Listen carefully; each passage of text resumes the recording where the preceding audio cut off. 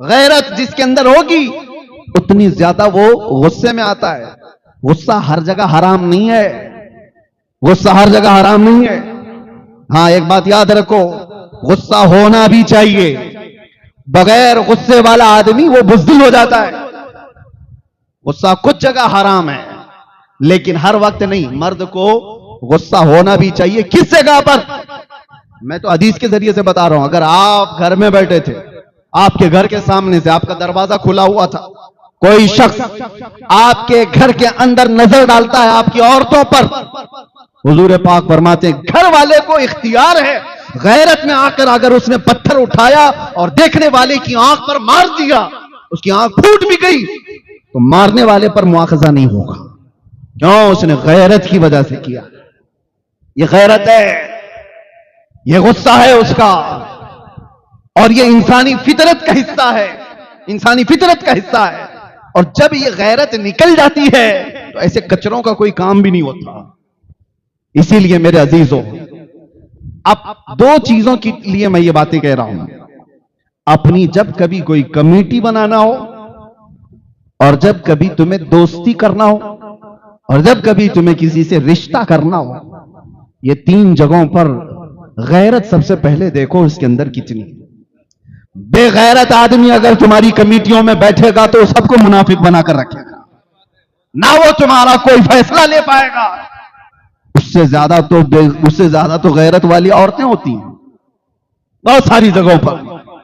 आपको पता है, जब बेगैरत आदमी को आप अपना सरदार बना ले या दोस्त बना ले तो उसकी बीमारी का असर तुम्हारे अंदर भी आता है। हजरत उमर इब्न खत्ताब रदी अल्लाह तआला अन्हु के मशवरों के बारे में मैं कह रहा था। नबी अकरम सल्लल्लाहु तआला अलैहि वसल्लम की अज़वाज मुतहरात, मोमिनों की क्या है? सब क्या है? हुजूर की बीवियां मोमिनों की मां हैं। उम्मुल मोमिनीन कहा जाता है हुजूर की हर बीवी को। पहले वो सहाबा इकराम हुजूर के घरों पर जाते थे तो हुजूर की बीवियां कोई सामान लेना है, देना है, आमने सामने हो जाती थी। यह मामला तो नॉर्मल था, लेकिन हजरत उमर को यह पसंद नहीं था। हजरत उमर इब्न खत्ताब रदी अल्लाह तआला हुजूर की बारगाह में आकर यूं कहते हैं कि या रसूल अल्लाह सल्लल्लाहु अलैहि वसल्लम, आपकी अज़वाज मुतहरात, इनके सामने सहाबा आ जाते हैं, यह मुझे अच्छा नहीं लगता। सहाबा दुनिया के सबसे अच्छे लोग हैं जिनकी निगाहें खता नहीं करेंगी, और खता करें भी तो किसके साथ? वो तो उम्मत की माएं हैं। मां के पास तो बच्चा जा ही सकता है। सारी दलीलें एक तरफ, लेकिन गैरत उमर एक तरफ। हज़रत उमर की गैरत, मेरे नबी की बीवियां हैं, आम नहीं है। तो हज़रत उमर ने आकर मशवरतन हुजूर की बारगाह में अर्ज किया। उसी रात को जिब्राइल अमीन आयत लेकर नाजिल हो गए, या निसा अन्नबी लस्तुन्न का अहद मिनन निसा, ऐ नबी की बीवियों तुम आम औरतों की तरह नहीं हो, आम औरतों की तरह नहीं हो। फिर अल्लाह ने हुक्म नाजिल फरमा दिया, ऐ लोगो वइज़ा सअलतुमुहुन्ना मताअन फस्अलूहुन्ना मिन वराइ हिजाब, जब तुम्हें किसी बात का सवाल करना है नबी की बीवियों से या कुछ मांगना है तो आज के बाद पर्दे के पीछे खड़े होकर के मांगो। ये गैरत उमर है।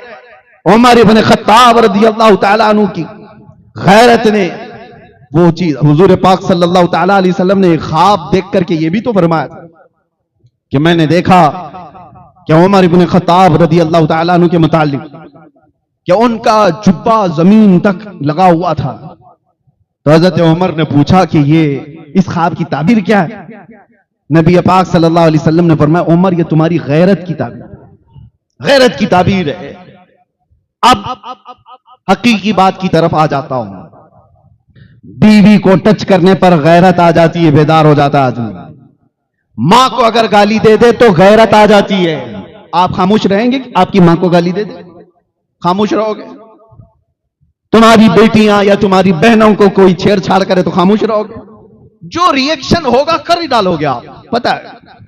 सामने वाले से कहोगे कि गलती से हो गई है तो ठीक है, लेकिन दोबारा करेगा तो दांत तोड़ दूंगा, उंगली मोड़ दूंगा, कुछ तो आप रिएक्शन तो करोगे। रिएक्ट करता है आदमी। यह सब तुम्हारी गैरत का 10वां हिस्सा भी नहीं है। औरतों के बारे में जो गैरतमंद होता है, 10वां हिस्सा भी नहीं गैरत का। इंसान की असली गैरत उस वक्त देखी जाती है जब उसके नबी की शान में कोई बात करे, और अगर वो खामोश रहा तो वो बेगैरत है, वो जलील है, उसके अंदर निफाक भरा हुआ है। नबी अकरम सल्लल्लाहु तआला अलैहि वसल्लम के मुतालिक गैरत अगर सबसे ज्यादा मैंने महसूस किया हुआ उमर इब्न खत्ताब की बारगाह।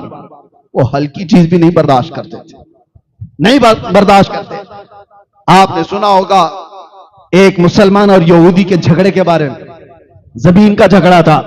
हुजूर पाक सल्लल्लाहु अलैहि वसल्लम ने फैसला सुना दिया था, यहूदी के हक में जमीन थी, लेकिन वो मुसलमान जो नाम का था मानने से इनकार कर दिया और कहा नहीं ये फैसला सही नहीं हुआ है। कहा कहां फैसला कराएंगे? उमर इब्न खत्ताब के पास। उनके फैसले मशहूर थे, अदालत मशहूर थी। हजरत उमर के पास आने के बाद यहूदी ने पहले ही से कह दिया कि हमारा मैटर जमीन का पहले रसूलुल्लाह के पास गया था। वो यहूदी हुजूर को मानने वाला तो नहीं, यहूदी था। हजरत उमर चौंक के कहा कि फिर वहां से नहीं हुआ? कहा उन्होंने तो फैसला मेरे हक में सुनाया, लेकिन ये तुम्हारा मुसलमान भाई मानता नहीं है। कहा ये तुमसे कराएगा। फिर हजरत उमर ने तलवार उठाई और उसकी गर्दन मार दी। मेरे अजीजों, ये सुनने के लिए तो आसान है। उमर इब्न खत्ताब आम आदमी नहीं है, उनका अमल शरीयत बनने वाला है। उनका अमल क़यामत तक के लिए लोगों की तकलीद का सबब बनने वाला है। हर उठे बैठे कुछ काम कर नहीं सकते थे, लेकिन गर्दन तुम्हारी दी।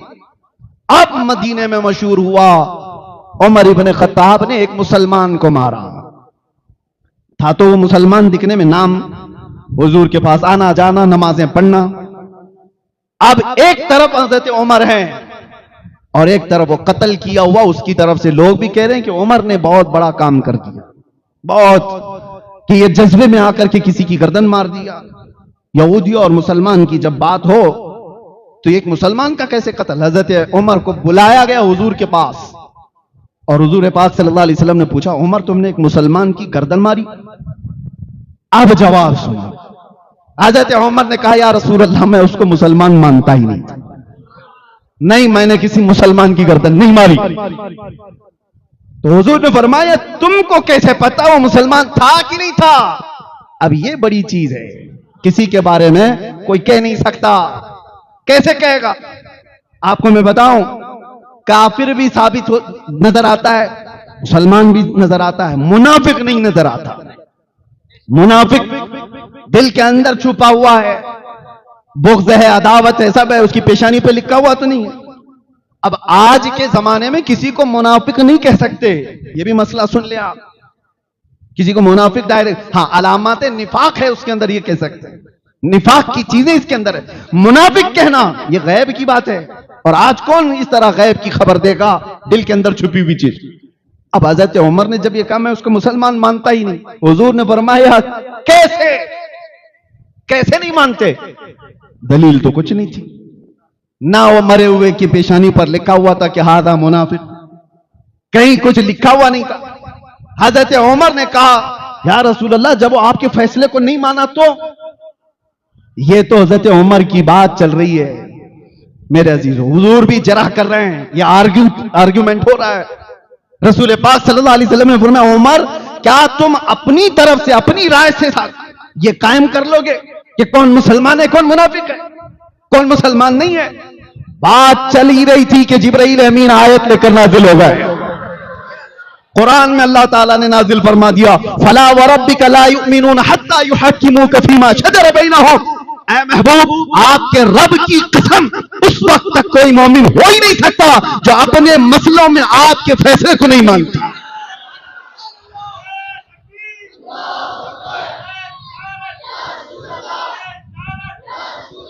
यह हज़रत उमर की गैरत थी, कर दिया जो करना था, लेकिन दलील के लिए कुछ था नहीं कि मरा हुआ मुनाफिक है। लेकिन कोई दलील के लिए साथ में हो या ना हो, मेरा रब हज़रत उमर की गवाही देते हुए कुरान में आयत नाजिल फरमा।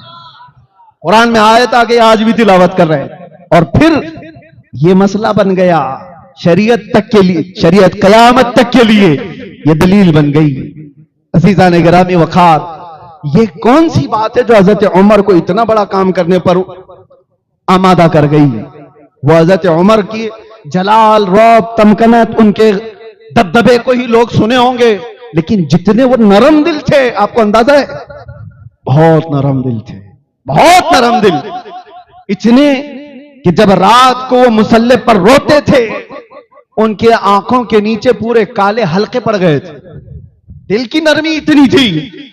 लेकिन दिल की नरमी होने का मतलब यह नहीं है कि हुब्बे मुस्तफा पर भी आदमी नरम हो जाए।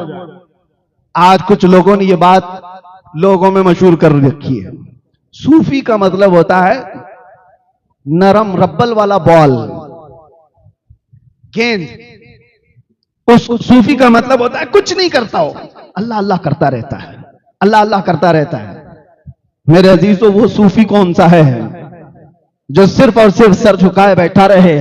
दुनिया का सबसे बड़ा सूफी तो करबला के मैदान में था। इमाम हुसैन से बड़ा सूफी कौन है? उनका नाम लेकर के रोटियां तोड़ने वाले, उनके नाम पर अपनी दुकानें चलाने वाले सूफी कहते हैं। और तुम्हें डर आती है, डर लगता है इमाम हुसैन की तरह बात करने के लिए। इनके किरदार हैं यजीदियों के, बात करते हैं हुसैन की। मैं ऐसे सूफियों को नहीं मानता। सूफी वही होगा जो हुब्बे मुस्तफा पर जलाल आए और ईमान वालों के साथ वो दिल के अंदर नरमी रखे। हाँ, सूफी वही है। नरम दिल तो होना ही चाहिए। लोगों ने एक अलग कॉन्सेप्ट बना करके रखा है। सूफी तसव्वुफ का मतलब है दुनिया छोड़ करके रहना, किसी को कुछ नहीं कहना, किसी को कुछ नहीं कहना। ये तो ऐसी है। एक सूफी साहब के बारे में सुना, खेत में बैठे रहते थे, भुट्टे की खेत थी उनकी, मकई की, और एक गधा आता था, खेत चरने लग जाता था, और ये तस्बीह हिलाते बैठे हुए हैं, तस्बीह भी पढ़ रहे हैं और यहीं से अल्लाह बचा ले मेरे खेत को, अल्लाह बचा ले मेरे खेत को, अल्लाह बचा ले मेरे खेत को। वो गधा है, चर के चला जाता था। कुछ मोहल्ले के जवान थे, ओल्ड डुबली वाले, वो सूफी साहब को रोज देख रहे थे। कहा ये पीर साहब रोज तस्बीह घुमा रहे हैं और ये गधा चर के चला जाता है। एक दिन देखा, 2 दिन देखा, 4 दिन, इनकी तस्बीह नहीं खत्म होती और गधा खाना नहीं छोड़ता। आधा खेत खत्म हो गया था। 5 दिन के बाद ये नौजवान लोग एक बड़ा डंडा लेकर के आए और उसके बाद आए, जैसी गधा खेत में आया, गधे को इधर से मारा, उधर से मारा, इधर से मारा, उधर से मारा। गधा चीखते चीखते जख्मी होकर भाग गया, खेत महफूज हो गया, बच गया। सूफी साहब के पास आए जवान लोग, कहा कि हजरत हर काम तस्बीह से नहीं होता, कुछ कामों के लिए डंडे भी चाहिए।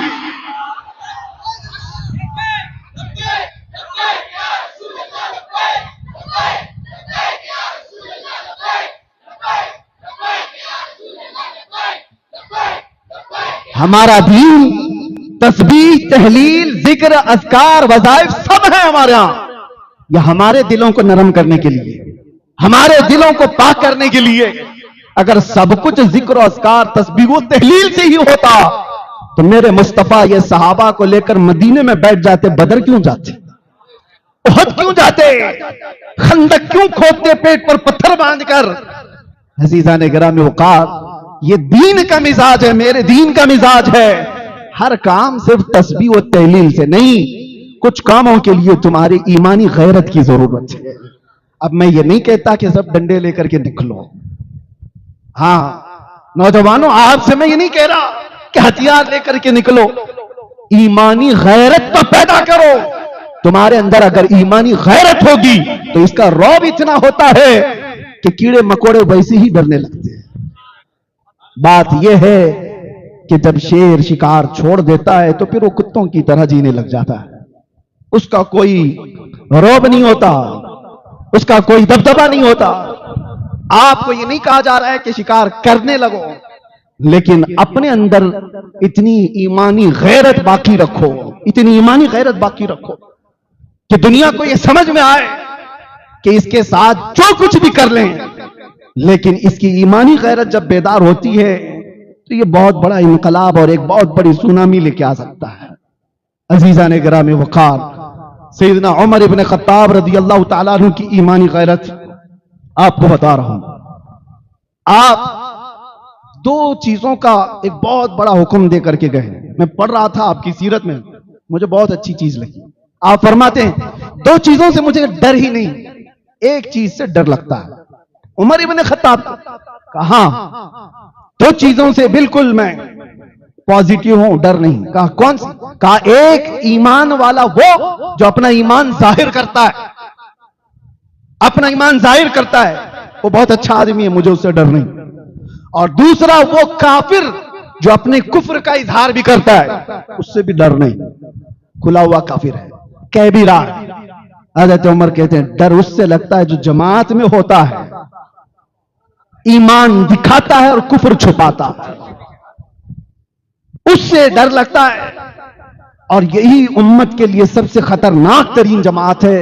अल्लाह ताला ने इनकी मजम्मत में पहले पारे में 13 आयतें नाजिल फरमाई, ईमान वालों के मुतालिक 5 आयतें, कुफार के लिए 2 आयतें और मुनाफिकीन के लिए 13 आयतें मुसलसल।